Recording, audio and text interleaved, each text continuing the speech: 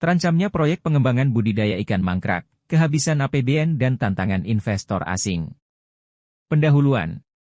Proyek pengembangan budidaya ikan merupakan inisiatif strategis untuk meningkatkan kemandirian pangan di Indonesia. Namun, seringkali proyek-proyek tersebut terkendala oleh berbagai faktor, termasuk keterbatasan anggaran dari APBN dan tantangan dalam menarik investor asing. Tulisan ini akan mengkaji berbagai aspek terkait, dari perencanaan hingga dampak dari dua aspek krusial tersebut terhadap kelangsungan proyek budidaya ikan. 1. Konteks proyek budidaya ikan di Indonesia.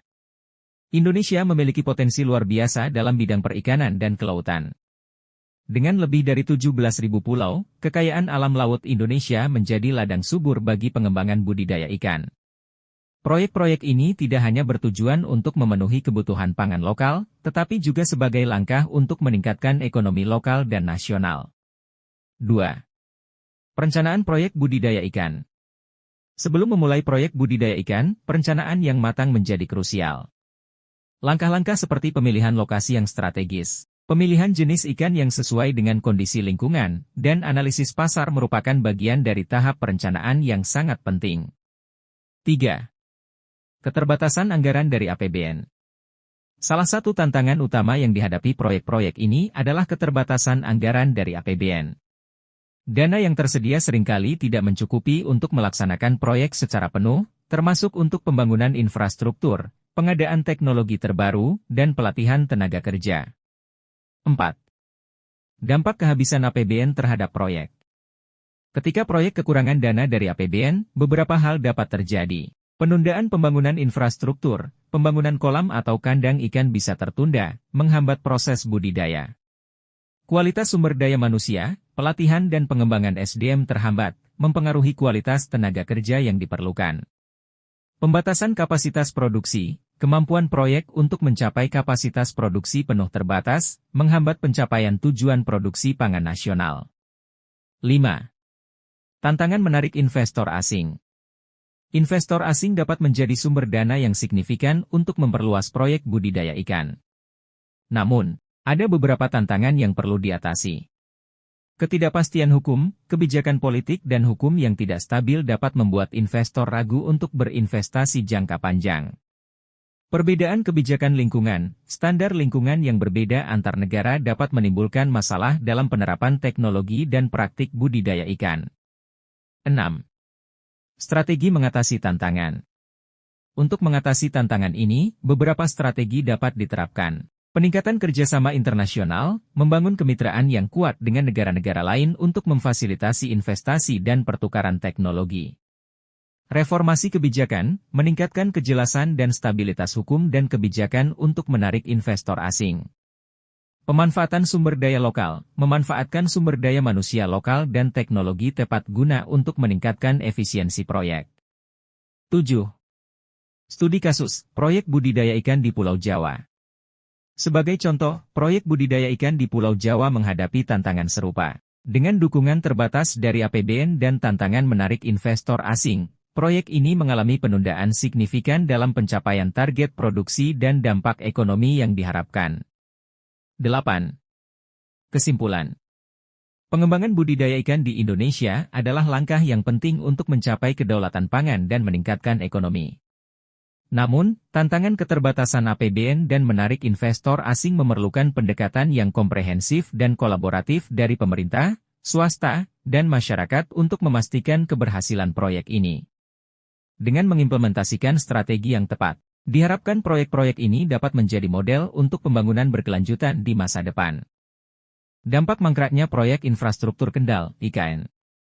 Proyek infrastruktur Kendal, IKN, di Indonesia adalah salah satu contoh proyek yang mengalami kemacetan atau mangkrak dalam pelaksanaannya. Sebagai seorang penulis, akan sangat bermanfaat untuk menguraikan dampak dari mangkraknya proyek ini secara komprehensif.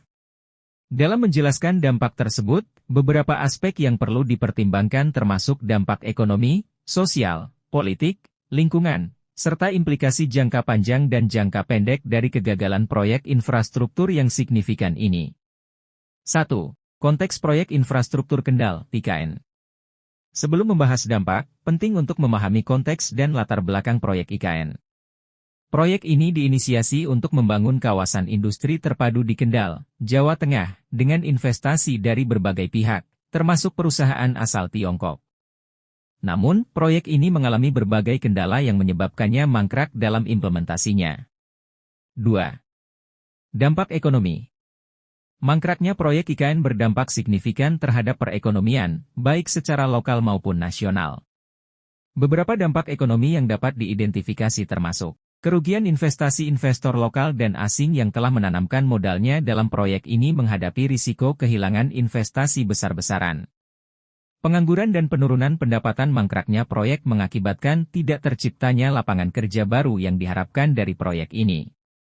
Hal ini bisa menyebabkan peningkatan angka pengangguran di daerah tersebut dan penurunan pendapatan bagi pekerja yang sebelumnya berharap terlibat dalam proyek ini.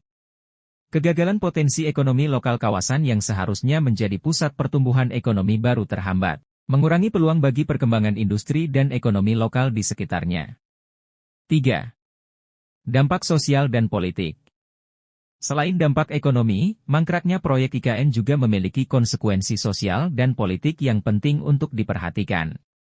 Ketidakpercayaan masyarakat setempat dan publik secara umum mungkin kehilangan kepercayaan terhadap pemerintah dan lembaga terkait dalam mengelola proyek-proyek besar. Ketegangan sosial. Ketidakpastian terkait proyek ini dapat memicu ketegangan sosial di antara masyarakat, terutama di antara mereka yang mendukung dan menentang proyek ini. Implikasi politik. Kegagalan proyek IKN bisa menjadi isu politik yang sensitif, mempengaruhi opini publik terhadap partai atau pejabat yang terlibat dalam inisiasi proyek ini. 4. Dampak lingkungan. Aspek lingkungan juga perlu dipertimbangkan dalam dampak mangkraknya proyek IKN. Kerusakan lingkungan. Pembangunan infrastruktur yang tidak selesai bisa meninggalkan dampak lingkungan negatif, seperti deforestasi, degradasi tanah, dan masalah polusi. Kehilangan habitat. Mangkraknya proyek bisa berarti kehilangan habitat bagi flora dan fauna setempat yang mungkin telah terganggu oleh pembangunan yang telah dimulai. 5. Implikasi jangka panjang. Selain dampak jangka pendek yang langsung terlihat, mangkraknya proyek IKN juga memiliki implikasi jangka panjang yang lebih dalam. Kepercayaan investor. Gagalnya proyek besar seperti IKN dapat mempengaruhi kepercayaan investor baik lokal maupun asing terhadap kemampuan pemerintah dan lembaga terkait untuk mengelola proyek infrastruktur yang kompleks. Pola pembangunan dan perencanaan. Mangkraknya proyek bisa mempengaruhi pola pembangunan jangka panjang di wilayah tersebut, menyebabkan perubahan dalam perencanaan dan pengembangan kawasan yang lebih luas. 6. Upaya penyelesaian dan pembelajaran. Terakhir, dalam mengevaluasi dampak mangkraknya proyek IKN, penting untuk menyoroti upaya yang telah dilakukan untuk menyelesaikan masalah ini dan pelajaran yang bisa dipetik. Upaya restrukturisasi proyek. Pemerintah dan investor mungkin mencoba untuk merestrukturisasi proyek agar dapat dilanjutkan atau mencari alternatif solusi. Penggunaan pengalaman untuk masa depan. Pelajaran yang didapat dari kegagalan proyek ini bisa menjadi landasan untuk meningkatkan manajemen proyek di masa depan dan menghindari kesalahan yang sama. Kesimpulan. Mangkraknya proyek infrastruktur Kendal, IKN, menyoroti kompleksitas dan risiko yang terlibat dalam proyek infrastruktur besar.